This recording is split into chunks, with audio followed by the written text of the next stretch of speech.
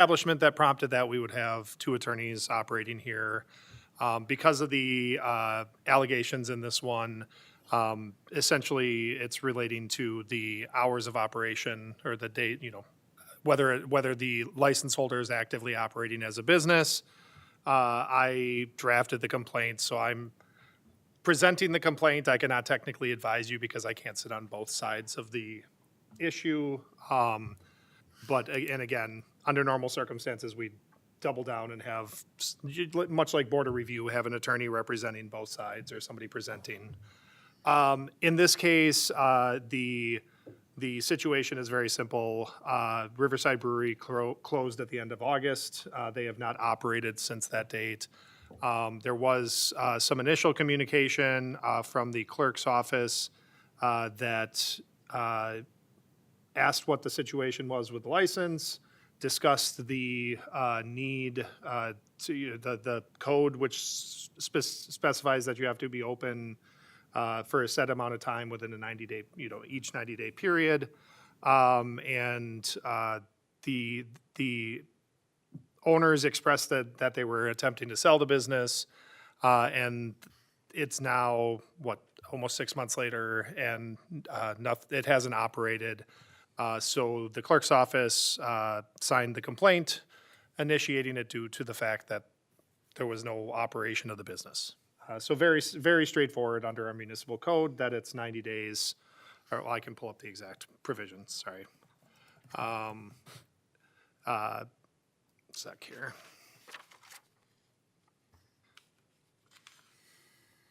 It is 12.213 lapse. It says whenever any licensee does not conduct the license activity for at least 100 hours in any continuous 90-day period, the license shall lapse and become void if it has not been issued or may be revoked unless the Common Council extends the 90-day period. So that's the basis for the application. The city did receive an email from Mr. Kynes, I'm not sure how to pronounce the last name. Huh? Kynes. Mr. Kynes' wife, that indicated that they would not be present tonight, that they weren't going to contest the complaint if the city needed to revoke the license. So procedurally, the way what happens here is the licensing board will make a recommendation to the Common Council. If there had been a contested, if the facts had been contested, we would have had an evidentiary hearing where both sides could have presented. The license board would make the recommendation to the Common Council, and the Common Council will act on the complaint as a whole. So what you guys are acting on is just the recommendation. Right. At any time, a license holder can voluntarily surrender a license, correct? Correct. Any discussion, John, Aaron? I see here I would like to recommend to the council that we do give him 90-day extension to give him time to possibly, he said he has a possibility of some people interested, and I think by the time the 90 days are up, which probably runs into May, that's probably a good time for some of these real estate transactions would be better than in the middle of the winter. So my recommendation would be to give him a 90-day extension, and after that, then it would become a city license then. I would agree. I think if we're going to allow him due time to try to sell, I understand the need of them to try to sell it with the liquor license intact. This is maybe a little bit of a kick in the duff to, hey, if you're going to sell it, you got 90 days to do it, and you have till the end of May, and if you don't sell it by the end of the May, now we're pulling the license back. Yep. I think that would be a good agreement. Clerk, how many original licenses are available right now? We have one regular license available. And this is a regular license. That is correct. Any reserves? Do you know how many reserves are available? I don't remember. Brianna, do you happen to remember reserves?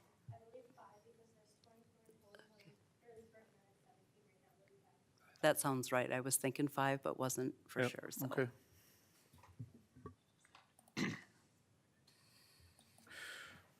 I can entertain a motion. All right, I'll make a motion.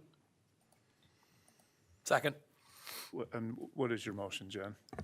Okay, my motion will be to recommend a 90-day extension, and after the 90 days, then it would be, become then eliminated, and then. So it wouldn't happen automatically. We'd have to bring it back at that point. Right, Which would functionally also be at the point of renewal. Right, So, right. yeah, for all intents and purposes, you're giving a 90-day extension, and that then the recommendation would Yep. be non-renewal. Yep.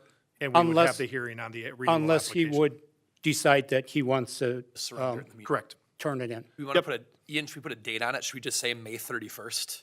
Yes. I mean, that's as You clo- you that's can as- do the extension through May 31st, Okay, correct? so I'll make a motion to give an extension of May 31st, and otherwise we would deem that license surrendered. I'll second that. Okay, there's a motion and a second, May 31st, and at that point, it would be, help me again on that. Then we would either bring it back for a hearing or proceed with a non-renewal of the license. Okay. Since it would be June, and that's renewal season anyway. Yep. Okay. There's a motion and a second. All in favor, please signify by saying aye. Aye. Aye. Any opposed? Motion carries. There is no more business before the licensing board, so we will adjourn. I call to order a meeting of the Finance Committee. We have 6 agenda items this evening. The first one is the approval of minutes from our regular meeting, January 19th. I'll entertain a motion. Motion to approve. Second. Thank you, Alderman Buchlik and Alderman Schmidt. Any corrections, additions, or deletions? There being none, all those in favor signal by saying aye. Aye. Any opposed? That motion carries. Our second agenda item is a decision regarding claim and disallowance on behalf of William Summers. I'll turn this over to Ian. Yep. So before you guys consider this specific one, the council, apologize. I wanted to just walk through the, what the claim denial is, because I don't think many of the council members have had one of them in front of them for, I don't know if that's a testament to the lack of claims we've had or that our insurance company has been good about settling and negotiating them. But so any claim against the city or one of the city or any city employee who's acting in their scope of employment, there's a section 89380 of the statutes which addresses any claims, and it states that within 120 days of the event happening, the person who has the claim has to give notice to the city. So there's a very tight timeline where you have to give notice to the city if you believe that you have a claim against the city. So it could be something like, we've seen claims for obviously traffic accidents, that type of thing. I've seen claims come through for sewer backups, or, so there's been several in the past. Obviously the most prominent of those claims would be like the incidents that happened at Regner Park, that type of stuff, right? So when that happens, the person has to serve a notice of the claim on the city within that 120 days. The city then considers the claim, and if they disallow the claim, then there is a time or a very tight timeline after the disallowance that they then have to file suit. And so when you deny a claim, that denial is served on the person who made the claim, and I believe it's a 6-month timeline that they then have to file the suit. Both of those statute of limitations are just there to basically protect the city so they can go about the business of governing the city without worrying about claims from 5 years ago. In this specific case, the recommendation from the insurance company is denial based on the statute or the timelines, that the claim is outside of the 120 days, so they're recommending denials. The other thing I will note, just because, again, this is an unusual situation, both in the nature of the claim and in, just denying the claim, is if there was ever a situation where we had a need to discuss more in depth the details of the claim, that this is not the appropriate venue to do that. We would need to put that on for a closed session. So that would be, as you know, like occasionally with the property tax lawsuits or some of the other ones, we'll put it on for a closed session to discuss potential or actual litigation. And so that would, if there's any desire to talk about the facts and circumstances, you're welcome to talk one-on-one with Chief. He can fill you in some of the background as well. But if there's a desire of the whole council, we would need to have a closed session on the next agenda to have that discussion. Thank you for that overview, Ian. I appreciate that. I'll entertain a motion at this time. So again, so in this specific case, the recommendation of the insurance company is to deny the claim.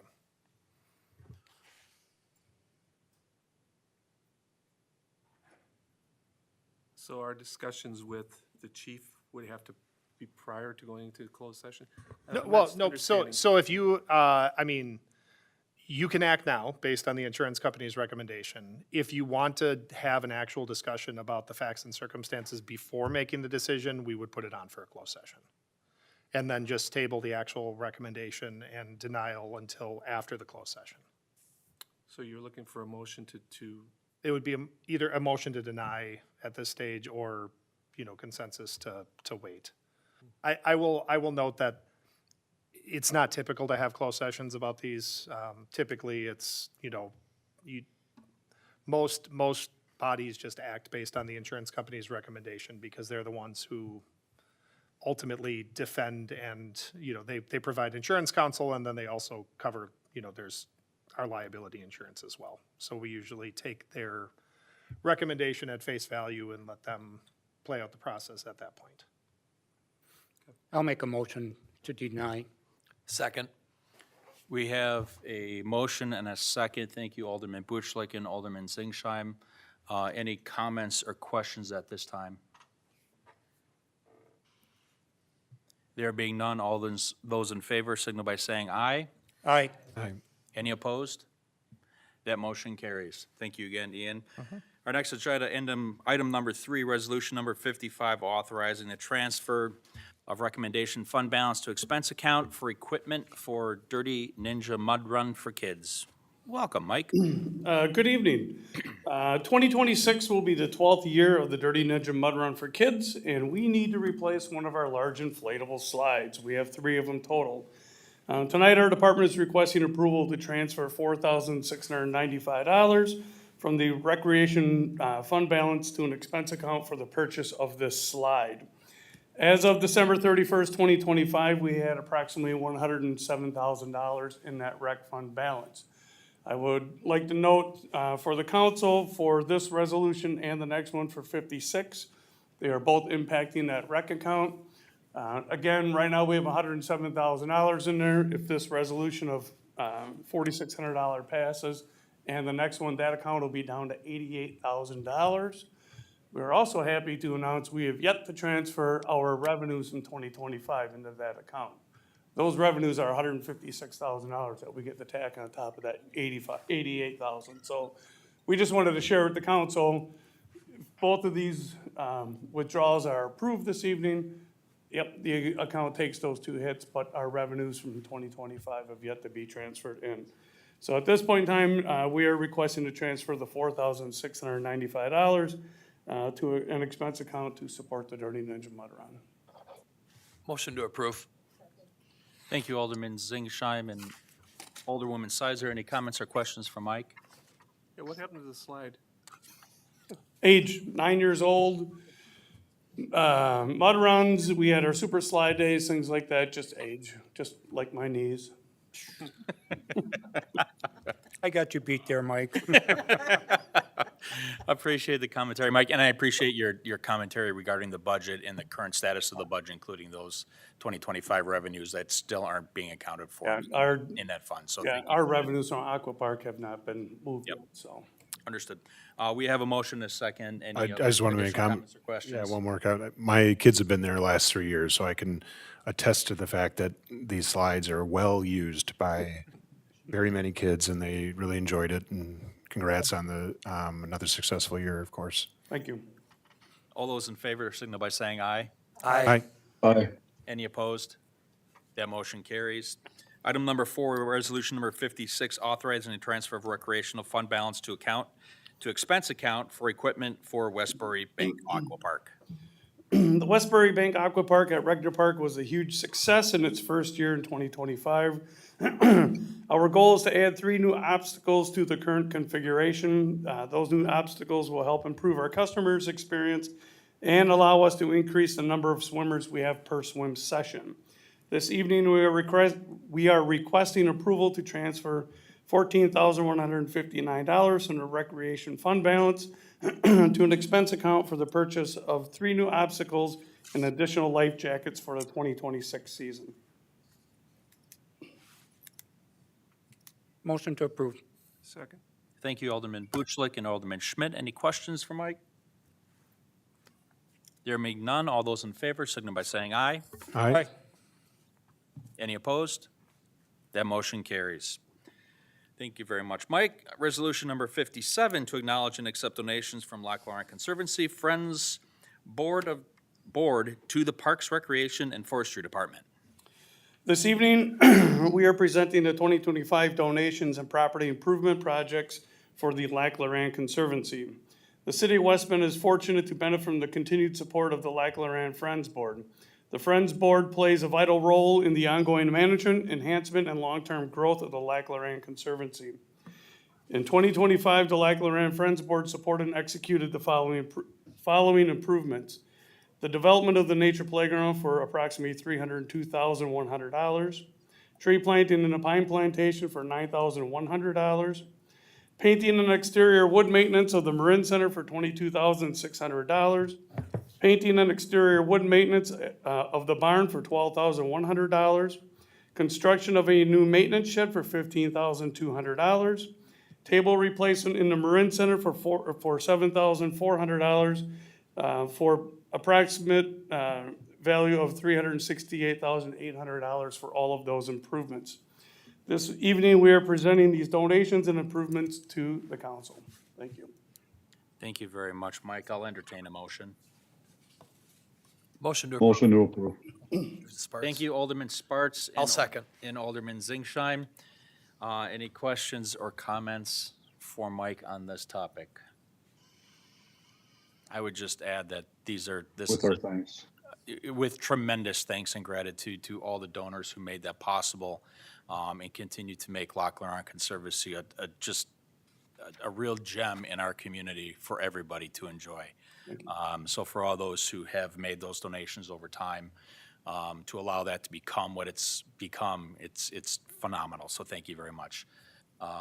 There being no other further comments or questions, all those in favor signal by saying aye. Aye. Any Aye. opposed? That motion carries. Thank you very much. Thank Mike. you. Our next item is agenda item number 6, resolution number 58, amending rates for emergency medical services for the City of West Bend Fire Rescue. Welcome, Chief. Good evening, how are you? I'm good. Yourself? Good, good. Today, I've got before you a resolution to consider to make an annual review and adjustment of our EMS rates for ambulance services. Essentially, since I've been here for the last 3 years, following up on the McMahon suggestion and the operational study in 2021, our ambulance rates were significantly behind what they considered appropriate and recommended a review. Since that time, I've annually reviewed the ambulance rates and suggested appropriate increases to keep us on pace with comparable cities. To do that, I've taken a look at 9 other comparable cities that offer paramedic level ambulance services provided by full-time career fire departments and listed them in a spreadsheet. Basically, my goal is to try to take our resident ambulance rate fees to at or just under the average cost of those ambulance services, and their fees for non-residents would be at or just above the average ambulance cost. And the reason for that is we add a premium to non-residents as they don't pay for readiness through property taxes, where a resident of the City of West Bend already pays a portion of that readiness through their tax bill. I'll entertain a motion. Motion to approve. Thank you, Alderman Zingsheim and Alderwoman Sizer. Second. Any questions or comments for Chief? So wouldn't we base our ask here on data, that internal data here on our own financials? As opposed to, wouldn't it be better for that than to go to the outside and look at other comparable municipalities in order to make that decision? Just seems to me that just because they're doing it doesn't necessarily mean that we should be doing it. There's no real standard on ambulance fees. What we can say is that the cost of providing ambulance services exceeds the revenue generated by user fees in most services out there. Some of that can be accounted for by the cost of readiness or the cost of having that service available, which could in some places be considered a public good and therefore justified under a tax levy. So we kind of go by what other people do to give us a defendable ambulance bill, so people don't feel that we're overcharging for ambulance services, but does the best we can to most effectively collect as much user fee as we can to minimize the impact on the tax levy. I guess I get a little concerned that the people are gonna be affected by this, the most are probably seniors, people with fixed incomes and that kind of thing. And That's a great question, and it's important that I note that, again, anyone covered under Medicare or Medicaid, as I know I've talked about in previous meetings for stuff, they are subject to a contracted cap on their ambulance bill, so it really doesn't matter what we charge those folks, that we get the state cap on Medicare or Medicaid payments, so it should not affect Medicare or Medicaid I know we patients. talked about that before, I just wanted to have you reiterate. Correct. And if I may lean into one of Chief Noren's points as well, it is important to look outside with regards to your fee structures because at the end of the day, they need to make sense within the market of the area and be based on something tangible and to the further point of defensible, that they make sense. So that is another reason we look outside regardless of which fee structure we're looking at. In this particular case, it is EMS rates, but regardless, we do look as practice to the outside world as well. So just one quick question for you, Chief. I know that we now have entered into contractual agreements with surrounding municipalities or villages, towns. What say you? Are they paying that resident or that non-resident fee as a part of this fee structure? That's a great question. As we divide up the additional cost amongst all those communities on a per capita basis, we consider them as a resident. So anyone that's covered under our expanded EMS service area is billed as a resident for EMS purposes. Thank you. Any other further questions for Chief on this one? We do have a motion and a second. All those in favor signal by saying aye. Aye. Aye. Any opposed? That motion carries. Thank you very much, Chief. With there being no further business before the Finance Committee, I adjourn as chair. Good evening. It's Monday, February 2nd, 2026, and this is a meeting of the Common Council of the City of West Bend.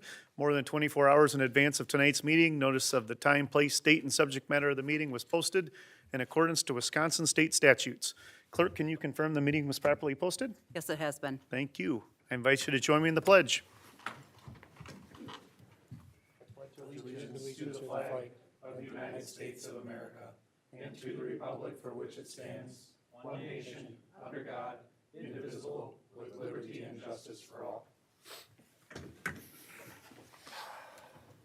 We've recognized a quorum of our council tonight with Alderman Sparts on the line, on the phone with us, and Alderman Berquist not feeling well. And I talked to him this afternoon. He had a rough day, and so he's home recovering, and hope he gets well soon.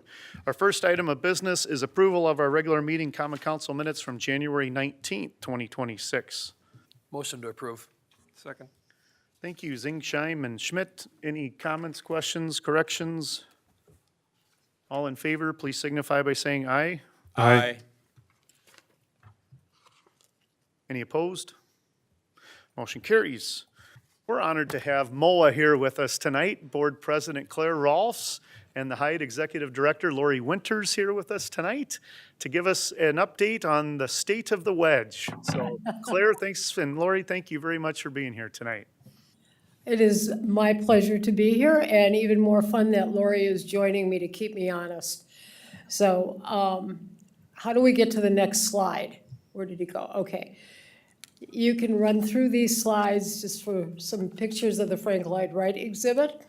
And when we get to the state of the Wedge, I will start talking. Okay. The Frank Lloyd Wright exhibit brought 1,400 new visitors to MOWA this fall. 1,400 new memberships. They've never been here before. It's our opening salvo. Our next one is our membership demographics. We now have members in 65 out of the 72 counties, and that is up from 62 of the counties. So we still got a few out there. We're going to get them this year. Member demographics. We have members in 43 states. We don't know what's wrong with Wyoming and Oklahoma and Louisiana, whatever. Is DC on that list? DC's not a state. That's why I'm asking. I don't know if it is or not. Okay. We did have visitors from DC, okay. West Virginia and Maine are kind of outliers too, and I guess New Hampshire, but we'll get them eventually. So our annual attendance this year, 345,000 people at all of our venues. Our cost per person, this is astonishing, our cost per visitor is $7.78. The Milwaukee Art Museum is $111 and some cents per visitor. We are a value. This is, the next slide is a photograph of a billboard that Westbury Bank donated for the Frank Lloyd Wright exhibit. And the following one is our exhibit, our ads at the Milwaukee Airport, which were up for 2 months, replacing David Gruber. We were very excited about that. And on the last note, I'm going to say we had international coverage in Germany, Italy, Japan, Morocco, and Spain. So that's how far we're reaching. Isn't that amazing? They did 4 different campaigns for the Frank Lloyd Wright exhibit. And the average, I'm going to mess this up, Lori. Do you want to talk about this? We had 4 campaigns, and one of them had nearly 100,000 impressions. Yeah. That one alone. The total impressions for the exhibition, so all the paper marketing plus all of the social media, 6.3 million impressions. Yeah. The digital reach of 23,000 plus social media followers, which from our standards is not impressive, but I think it is impressive.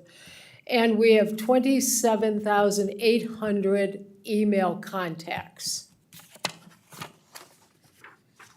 Website visitors, in 2023, when we opened our brand new website, 258,000. Today, 540,000 people are using our website, and they are going more than 3 pages into it. This just isn't finding it and going, they are actually looking at it. And the big one, economic impact, $3.1 million to the community. And that's the state of the Wedge. So now we will move on to Chalk Fest, which is this year, it's in early August. And then we have some really good exhibits planned, including the American Landscape, which we will celebrate our 250th birthday with, and then a Lewis Hine photography exhibit after that. So there you have it. Thank you very much for your support, and thank you for allowing us to be here tonight to share this with you. We appreciate everything the city is doing for us. So thanks, guys.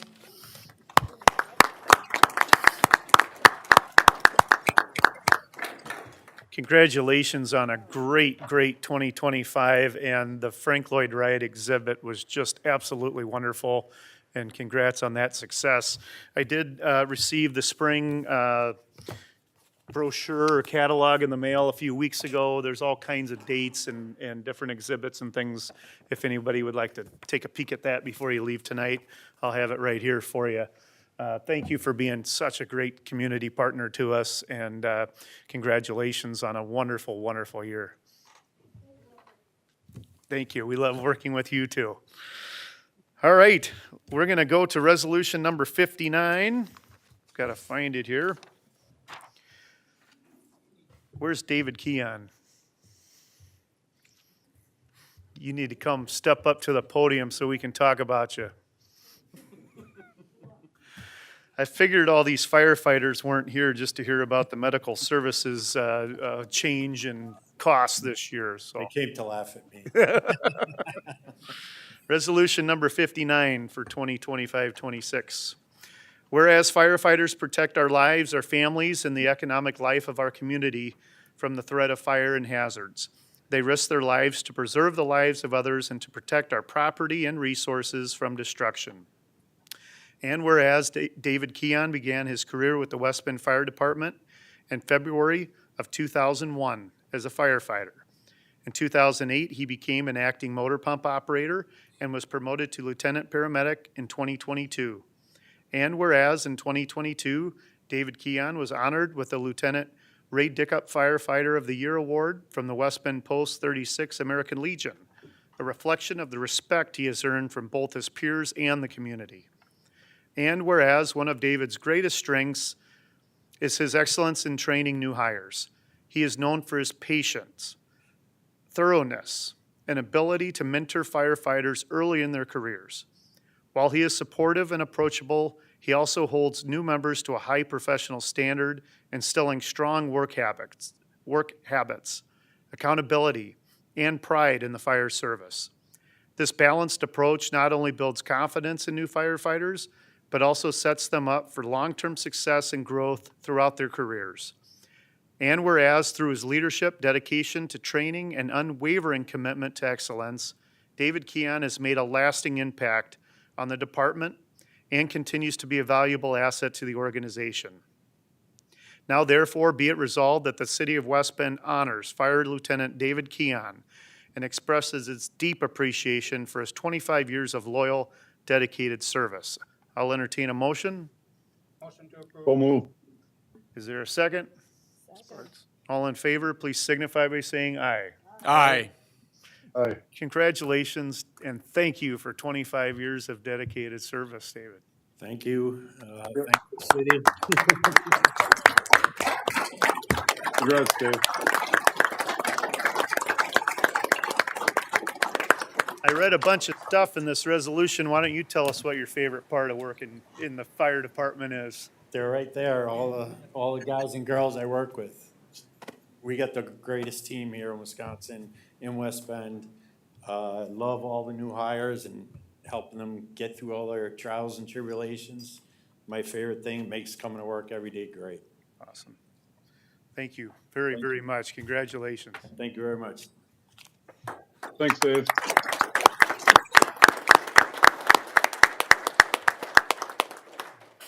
Thank you all for being here tonight.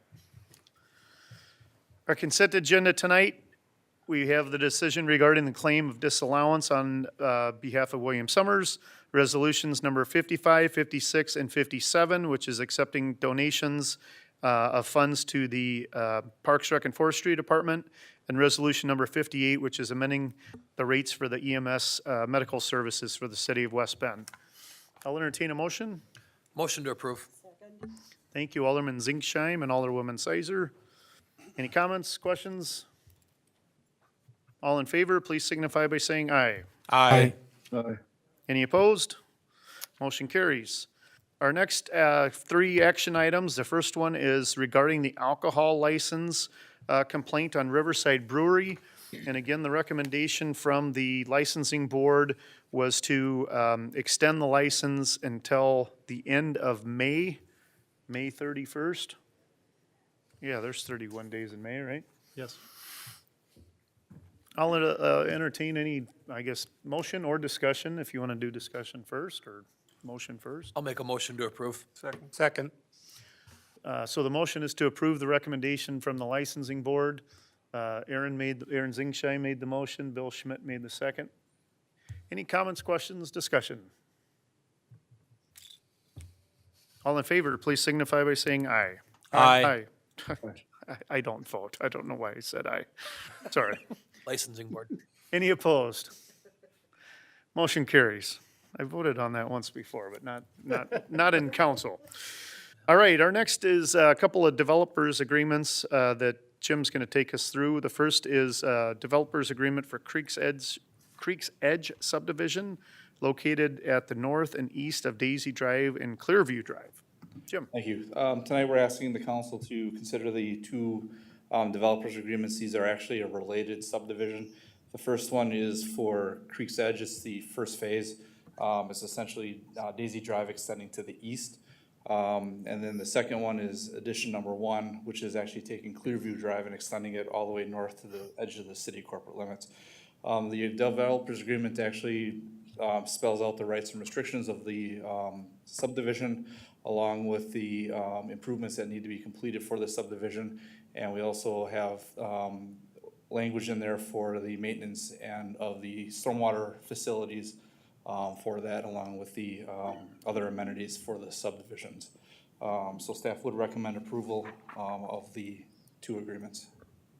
Thanks, Jim. Ian, you had a couple things? So I just wanted to note, we had, our staff had gone through the standard development agreement about a year ago, like May, June last year, and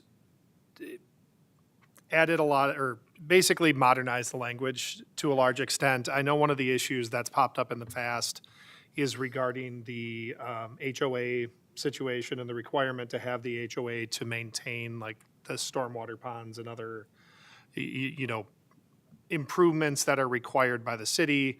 The city doesn't typically get involved or care about any of the other restrictions. The sole reason we care about the HOA is to maintain stormwater facilities and outlots and that type of thing.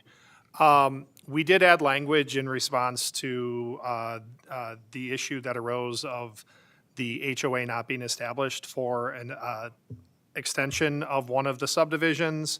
And so we did include language that basically says, and this is on page 18, if anybody wants to actually read it, but it says, to the extent that the covenants and restrictions and homeowners association required herein are not recorded or otherwise in effect at the time of any lot in the subdivision, this provision shall constitute a reservation of rights that would allow the developer, the city, or a majority of the lot owners to establish a homeowners association and record and this is specific to the covenants and restrictions in this agreement. So the intent of that is, if that happens again where somebody does not form the homeowners association, we have language that at least gives us a chance to come back after the fact and say, no, you have to have this homeowners association to maintain the stormwater and mow the lawns. Doesn't mean that it applies to anything else. It's only what's in our developers agreement. But we did adapt and try and include that language. So I wanted to just point that out so everybody can know that we've tried to proactively address that situation for the future. Great. A question about that, Ian. So while it gives them the, I guess, the opportunity to do that if they don't do it before that point in time, what are the teeth that we have in that with the developer if they choose not to do that? So it does state that the developer is supposed to establish it prior to selling anything. You know, the problem is that the city isn't actively policing when those lots go up for sale or anything like that. And so, and even if they did in the situation that had occurred, the developer recorded a reservation of rights, started selling the lots, and then still didn't form the HOA. So, you know, it's not like the city gets notice for compliance of the developer's agreement. We get special assessment letters that say, do they owe any money when it gets sold? You know, but it's not something that is, easy to police and monitor to that extent, given everything else that's going on. Yeah, what we've done is we've now entered that language into the agreement, so it is there, so that Yep. we have a If- legal standing should they not establish an HOA and they're Yes. not maintaining. Yep, as- something slips through the cracks, we can go to the court and we can say, hey, look, here's this language. This needs to be established so that there's an assessment mechanism so that this can be taken care of. Okay, great, thank you. I can entertain a motion, and we can have some more discussion after that if we want. Motion to approve. Second. Thank you, Alderman Sternig and Alderman Zingsheim. This is a motion to approve the developer's agreement for Creek's Edge subdivision located at the north and east side of Daisy and Clearview Drive. Is there any more discussion? I do have one other question. I thought I saw it in here, or it was in the other one, I can't remember now, and I just want to make sure that it is covered in there. If memory serves, there were some issues with the balance of the adjacent subdivision in terms of the final asphalt being laid down or not being laid down, and the city being left on the hook to finish that. Have we incorporated that language in this agreement and the subsequent agreement for these two We have. extensions of the Yep, subdivision? so it's gonna be completed within a year. Okay, great. And then we do have the surety for it also. All right, wonderful. Thank you. Good memory. Any other comments, questions? Well, yeah, the only comment I got on this is that it was, this was a pretty contentious subdivision, on the original proposal, and the developer has made those changes. This is all the updated stuff. The updated, pretty much what was agreed on for the layout and everything. And I think it does a good job, and I was reading some of the engineering reports on it too, and they definitely are gonna have to be careful with the water and the soil and that. And, I guess my only thing is when they are doing the construction, that the city stays on them to keep the streets kind of clean, because they're gonna be dragging. If there's any kind of rain or mud, it's gonna be muddy over there.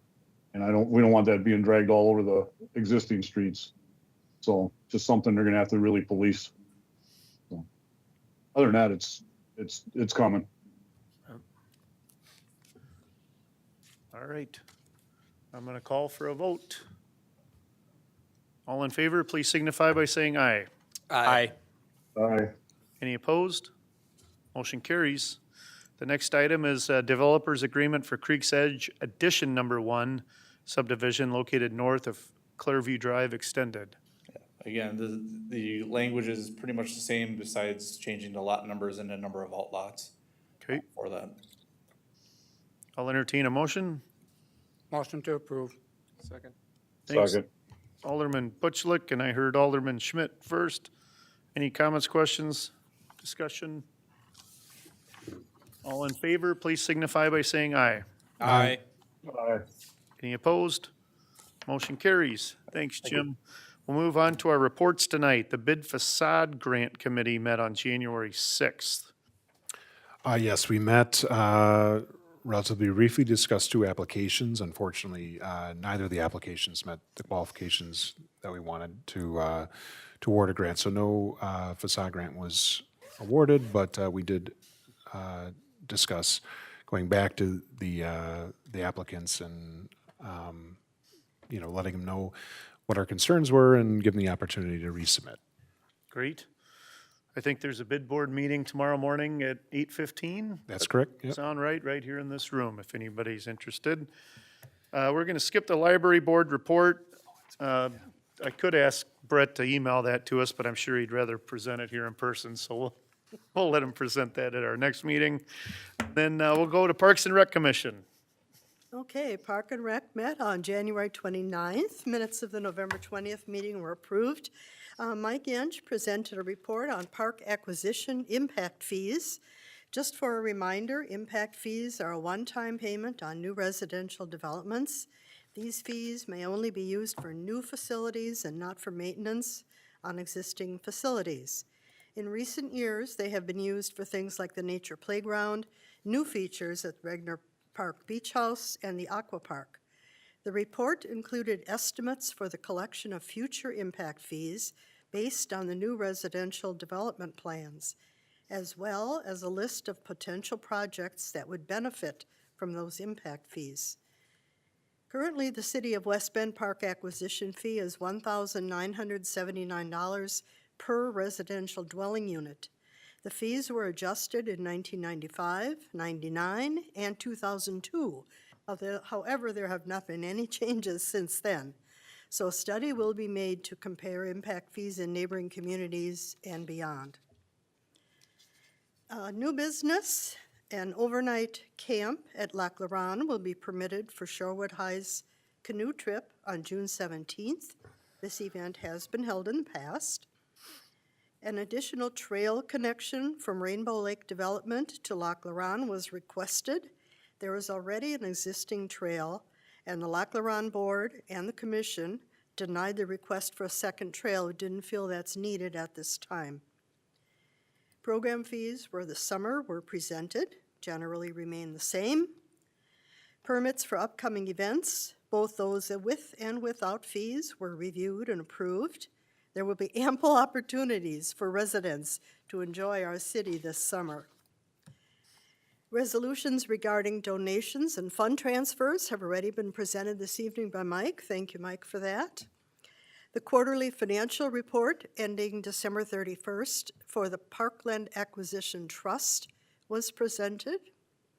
There were additional reports both in person and via email from staff members. Those lengthy lists, and I won't go into all of that, but those included program updates, events, and property and maintenance updates. And finally, the updated list of short and long-term plans for all projects, large and small, that fall under the umbrella of Parks, Recreation, and Forestry was distributed. It's going to be a very busy season in West Bend, and kudos to the staff who keep everything running smoothly. Very good, thank you. Administrators report. I'm happy to report that this week I start the Citizens Police Academy. Should be a neat opportunity to really get more in-depth education and feedback about the police department, so I'm excited about participating in that. Also, too, coming up this week will be the Mid-Moraine Municipal Group meeting where officials are invited to attend that. That will be the same evening as I will be attending the first night of the Citizens Police Academy, so I will not be there, but nonetheless, a bit of a busy week for us here at City Hall. So that is my report for this evening. Thanks. Thank you. Any alderman reports tonight? Not on here. Yeah, I just wanted to give a brief thank you to the response on a very cold day by the fire department to a so there was originally a water main break, and in the process of repairing it, a gas line was severed. But I was able to see on hand that they took care of it and safely evacuated those who could have been impacted. And apart from an unrelated sewer smell that also came to town, most of the residents were, that I heard, were happy with the response. And yeah, keep up the good work. Especially, as I said, it was very cold that day. So. Anybody on this side?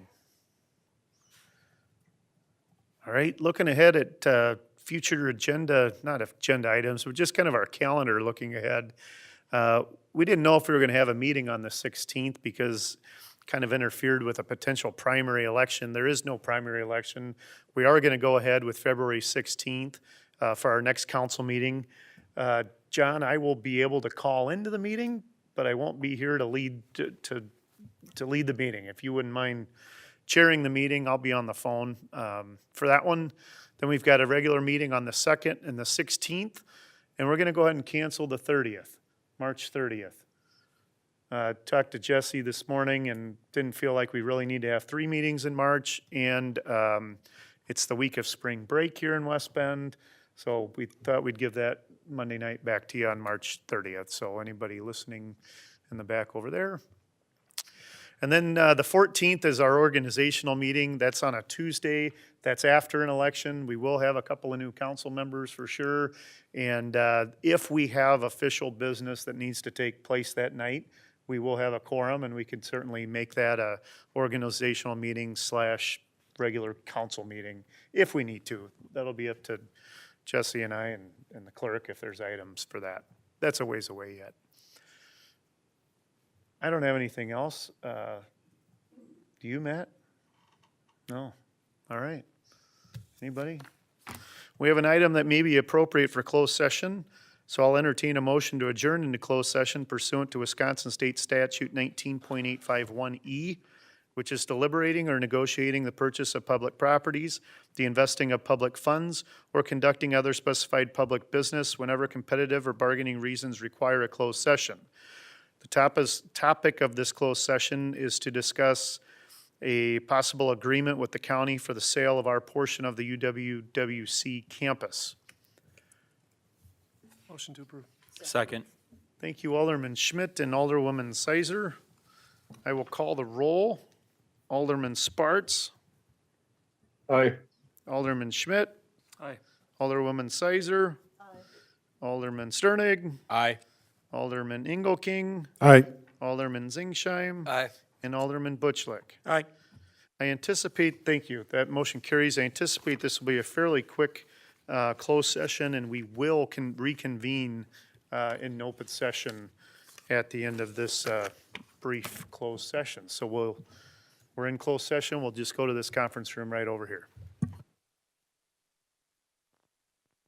Joel, I'll call you on the phone.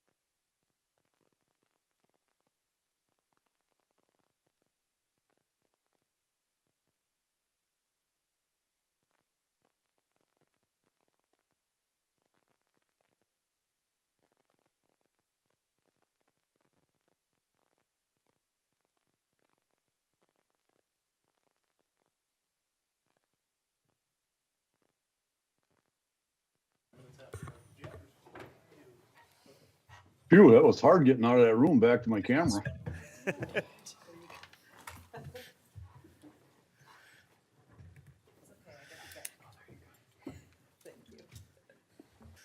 All right, we are at 7:30 now. We're reconvening back into open session. Let everybody get settled in here. We got John Sparts on the phone still with us. Yeah, he's here.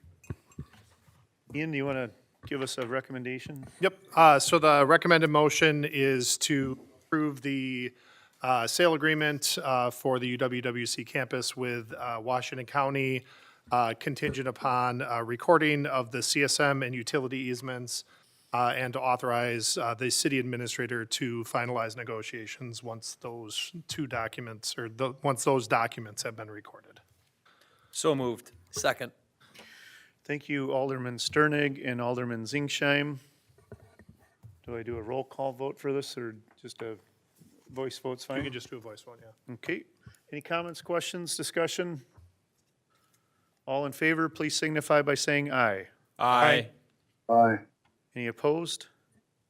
Motion carries. That's the end of our agenda tonight. Thank you all. We are adjourned. Have a good evening.